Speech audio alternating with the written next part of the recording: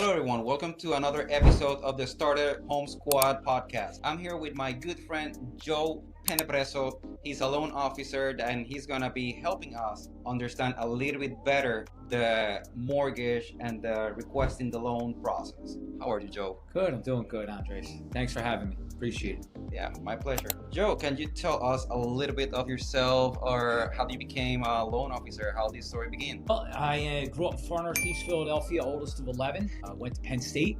My college roommate at Penn State got into the mortgage business right after he got out in '82. I graduated a little after him, and his father was the president of the Philadelphia Board of Realtors, and he sponsored me. That was Charlie Scully, really good guy.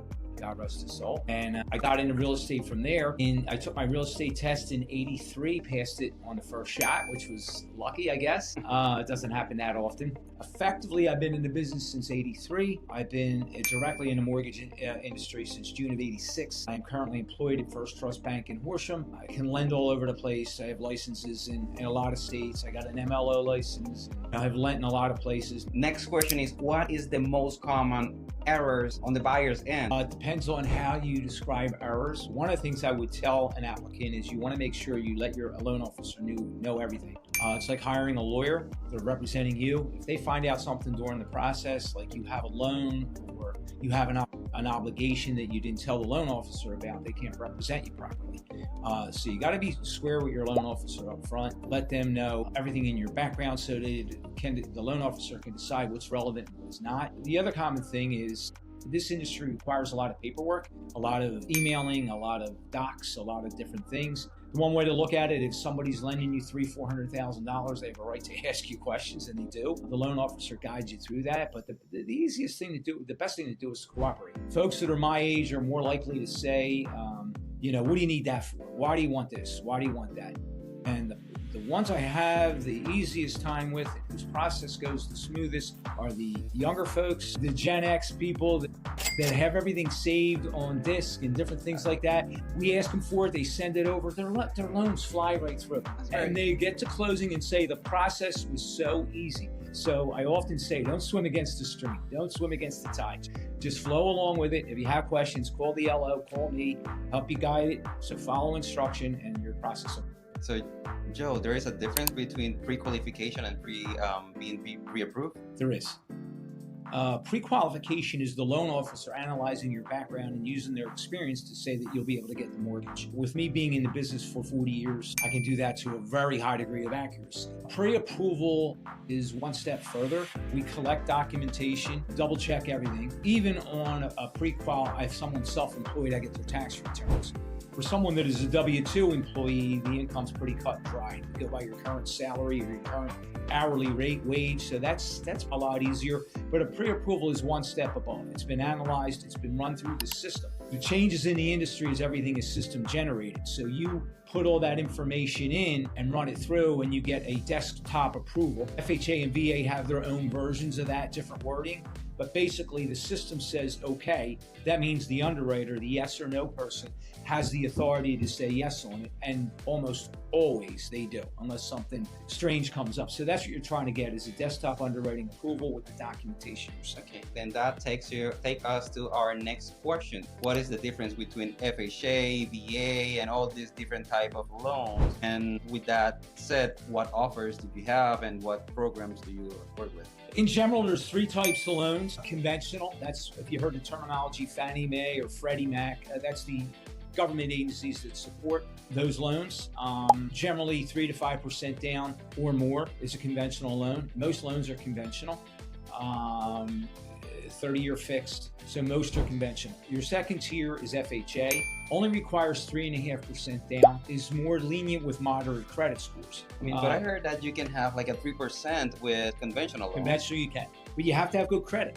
Okay. Because if you don't have good credit and you try to run a 3% loan through the system, it'll come back approved ineligible. Okay. So you have to have good credit. What I like about FHA is you need 3.5% down, but they're more lenient on credit scores. If you have somebody that's like a 640 credit score, they are going to be better off going FHA because conventional will penalize that person for having a low credit score. and they'll require more down. Okay. They may not say yes to 5% down through the system, they require 10, whereas FHA, 3.5% down, good rate. FHA rate's usually about a quarter lower than conventional, and when you put less than 20% down, you have to pay a fee called PMI. The FHA PMI is going to be lower for somebody with a moderate credit score. Conventional, it matters. You need 5% of your own money. FHA, it doesn't matter. Okay, that's very, very, very good information. What, grant programs that are out there for first-time home buyers or for any buyer? They are. There's income parameters, there's credit score parameters. There's a number of different programs. First Trust has their own programs. They have one with 1.5% down, no MI. So there's a whole bunch of different programs that I have to have memorized so that I know, or look up, so I know what program, what to put you into, where you qualify at. Sometimes I have people call me up and say, what's the rate? Now, back in the early 90s, when I was in this business. But that's a question that it depends on the credit score of the person. Back in the day, it didn't. Back in the day, the rate was the rate. I would just look at a rate sheet. We get a sheet every day faxed over. Wow. And there's the rates. How many years? That was like that for the first 10 years I was in the business. Now, I can't tell you what your rate is unless I know your down payment, your credit score, what program I'm going to put you in. So sometimes the older folks, when they say, what's your rate? And I say, it depends. To them, it sounds like I'm being evasive. I'm not. I have to put everything into the system now to look up what your rate options are. And then it pops up on the screen and I look at which program's the best. So everything's computer generated and electronic. There's no simple answer anymore. So basically today, everything depends on people's credit, how many money do you have to put down, and it's like an equation on its own. It is a financial equation. It requires an area of expertise. You can't just look at a screen and say this is it. It doesn't work like that. Joe, do you think that inflation is having any impact on this bank world, like all these homes? It has some. I mean, we've been in the seller's market for 5 years. It's eased up. It's not as crazy as it was this year as it was last. Philadelphia is different than what's going on in the counties. Houses that are in knocked out position are getting multiple offers, so you have to decide how you're going to present your offer. As a lender, a lot of people will say, I just lend the money and I don't do anything else, and that's nothing could be further from the truth. I got to get involved in every aspect, and my applicants will call me and ask me for advice on different things, and I can tell them what I would do if I were them. Rates have come down a little bit recently. Yeah, I heard like it's a quarter of a point. 30-year fixed rate is right around 6% right now, depending on your credit score and your down payment. I'm getting some people into the high fives. 15 years is about a half a point lower. The first-time home buyer programs at this stage are a little higher than the regular rates. But Andres, you asked me about first-time buyer. I did 2 VA loans last year where they ended up going to closing and not needing any money. There's a lot of stuff I have to know to administer that. I have to know what your background is so I can advise you how to best get your offer accepted. Joe, I mean, that's a lot of information for a buyer. But there's any other hidden costs during the mortgage process that the buyer needs to know?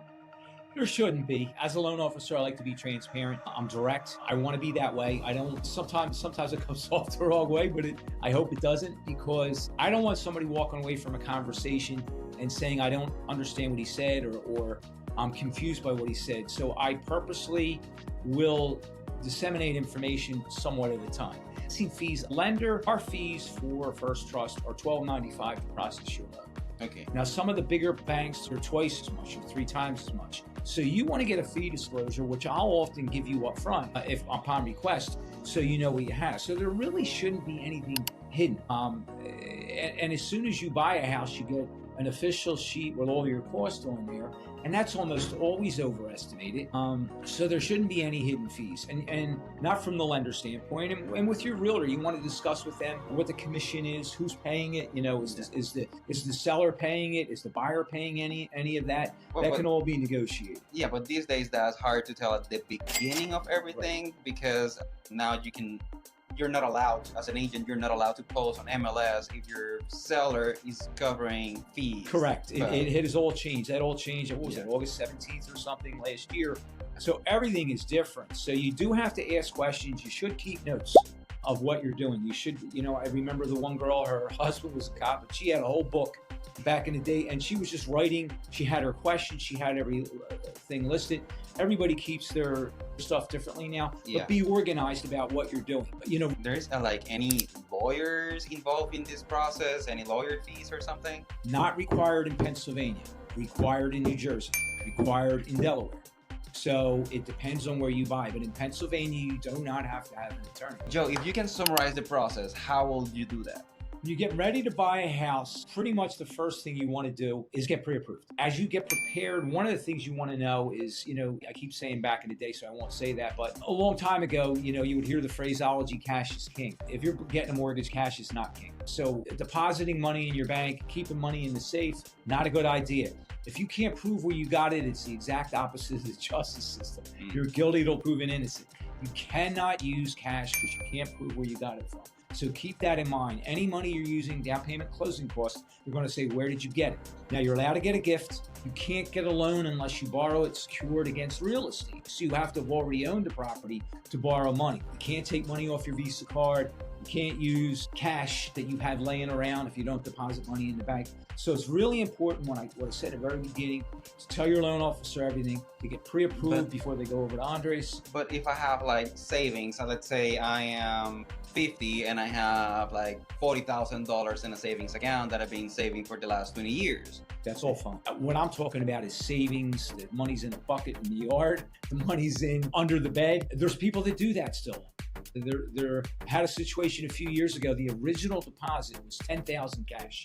Borrower didn't tell me that up front. We had problems. I had a solution for it. But when I said, where'd you get the money? He says, it was in my safe deposit box. Well, how did it get there? Well, I saved it. He can't prove where he got it. So he can't prove he didn't borrow it. And if he can't prove he didn't borrow it, he might have a debt that we don't know about. And that's how the lending industry and how the banking industry looks at things. Cash is no good. So to prepare yourself, you call your loan officer, tell you what you need on your credit. I'll advise you on what you may have to do to repair your credit. I can run a simulator. I can rapidly score you if you pay something off. And then we let Andres know what your affordability is. And your affordability is going to be based on the real estate taxes highly in the area that you're looking to buy. So I'm going to go in and say, what zip code are you looking at? What kind of housing are you looking for? Single, multi-family, things like that. So again, full disclosure to your loan officer so they can be transparent to you. Well, with that said, guys, you have this is just scratching the surface. The process is a little bit long. It takes time, but it's worth it. Give us a call. Sites. I do have a website, joepanepresso.com. You can apply on there. It's Panepresso. And I check my voicemail. I know a lot of people, including my daughters, they don't check their voicemail. I do. If you call me and leave me a message, you will surely get a call back. And I keep a good schedule. I'm available a lot. Try not to be around at 10 o'clock on Sunday night or anything like that. But generally 7 to 7 every day of the week, and then Saturday and Sunday during the day. Usually you're going to be able to get a hold. And guys, you already know me. It's 267-621-4293, and follow me in all social media. The links are here below. Thank you and have a great rest of the day.